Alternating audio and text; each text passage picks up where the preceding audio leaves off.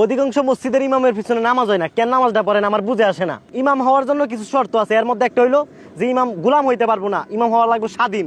কিন্তু আমাদের সমাজের প্রত্যেকটা ইমাম গুলাম, একটা ইমামও স্বাধীন না। ইমাম যদি 1 মিনিট পরে আয়, গরির দিকে তাকায় থাকস, গরির দিকে তাকায় থাকে 1 মিনিট পরে, হ্যাঁ হুজুর 1 মিনিট দেরি হয়েছে কেন? তোর বাপ লাগে নামাজের পরে কই হুজুর 1 মিনিট দেরি হয়েছে, আপনার চাকরি নাই। তোর দুলা ভাই লাগে ইমাম? হ্যাঁ, ইমাম রে ইমাম নাম দিছ, আবার ফাইজলামি করস, গুলামের মতো আচরণ করস।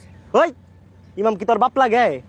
একটা ইমামও এই দেশে স্বাধীন না, প্রত্যেকটা ইমামরে পরাধীন করছে।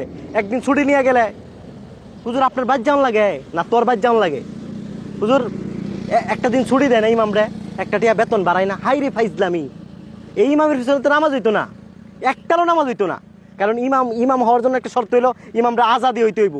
গুলাম ইমামের পিছনে তো নামাজ হইব না। তোরা তো ইমামরে নেতা বানায় না, তোরা গুলাম বানায় রাখছস। ইমামের পিছনে কি নামাজ হইব? একটারও নামাজ হয় না, একটারও নামাজ হয় না। কারণ ইমামরা হইলো এদেশের গুলাম, এদেশের প্রত্যেকটা মসজিদের ইমামরা গুলাম। ইমামরা নির্যাতিত, নিষ্পেষিত, এদের কষ্ট দেখার মতো কেউ নাই। মিয়া ফাইজলামি বাদ দেন। সুতরাং মনে রাখিস, তোরা যারা ইমামদের উপর জুলুম করতেছস, কাল কিয়ামতের ময়দানে একটা একটা হিসাব দিতে হইব। আল্লাহ ছাড়তো না, ইমামদের উপর যে জুলুম করতেছস আল্লাহ ছাড়তো না। দৈরা তোদেরকে জাহান্নামে দেব দেখিস, শয়তানের বাচ্চারা। ইমামরা কষ্টের মধ্যে আছে, এদেরকে মুক্তি দেওয়া দরকার, এদেরকে মুক্তি দেওয়া দরকার।